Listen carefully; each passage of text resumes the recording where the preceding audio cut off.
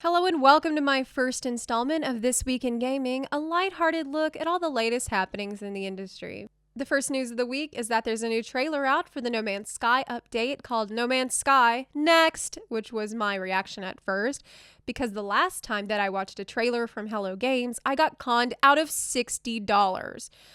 But what the hell, I watched it anyway, and it shows off third-person mode, multiplayer, and aliens who vape. I think that's a vape, but it could also be a crack pipe, which is what I'm going to need to play this game. All that sounds fine and good, but you're not fooling me again, Sean Murray. I've got my eyes on you, buddy, and I'm going to wait until the update comes out and real people test it so they can confirm that what is in the trailer is what is in the actual game. Because I still don't see any Brachiosaurus anywhere. You broke my heart once already, and I don't trust you. You're the interloper, not me. Rainbow Six Siege has a new INSTABAN policy that's been making some waves on Twitter. If you spread hate speech in chat, then you'll really get a suspension for like half an hour up to 2 hours. And if you keep doing it because you're that thick, then you can get permabanned. A lot of developers and normal, sane people have come out and said, oh, this is great. This is a step in the right direction. But other players have come out and said that this is censorship or this is infringing upon my rights. And to those of you who say that, all I can suggest is why not use your suspension time wisely?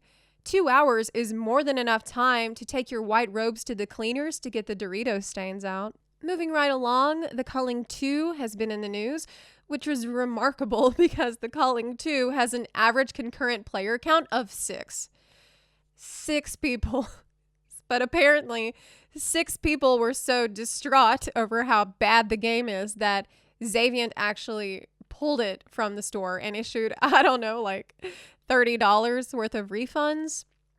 Who would have guessed that the Battle Royale market would be so crowded in 2018? Surely not the people who pulled their first game because of that competition. That's like having a yard sale in the Walmart parking lot. Sure, people could buy your like-new underwear, but why? Why would they do that? Xaviant pulled the Culling 1 back in December because of that competition.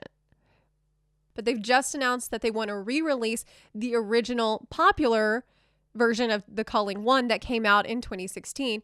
You know, before PUBG and FORTNITE came out and ruined everything. But since those games aren't popular anymore, now's your time to shine, Culling 1 from 2016. Good luck. Speaking of Fortnite, over the weekend, Epic's first official season competition kicked off. It's the Summer Skirmish series, which is supposed to be 10 games over 8 weeks with an $8 million prize pool. That is an obscene amount of money. And you would think with that kind of money on the line, there would be some balls to the wall, hyper-aggressive gameplay, right? Well, turns out that when that much money is on the line and you have one life and your goal is survival, you're not going to take a lot of risks. So it was less like the Hunger Games and more like that part in the Hunger Games where Katniss and Peeta hide in a cave and do nothing for 3 days. On top of that was the extreme lag that had players warping around, losing control of their characters, and audibly freaking out while the casters awkwardly laughed. I can't do anything! Tim, always in good spirits. Good spirits? The guy is panicking. Like, I would hate to be in a life or death scenario with these people. I'd be like, help! I need an ambulance.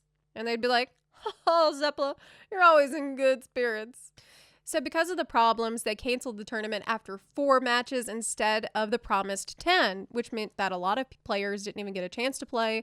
Those who did got stuck in the lag hole and died before they could even defend themselves. And yet, they chose to pick winners anyway, which is insane to me. That's like hosting the Winter Olympics on an active volcano and then rewarding players who managed to ski down the lava. The second installment is planned for tonight, Friday night, and hopefully with fewer interruptions. To the players, all I can say is, may the odds be ever in your favor. I hope you enjoyed this first edition of This Week in Gaming. If you did, let me know in the comments down below and consider supporting me on Patreon or on Twitch. You can also support me for free by clicking the subscribe button. That helps a lot, or by sharing the video with your friends. Thank you so much for watching. Take care, guys.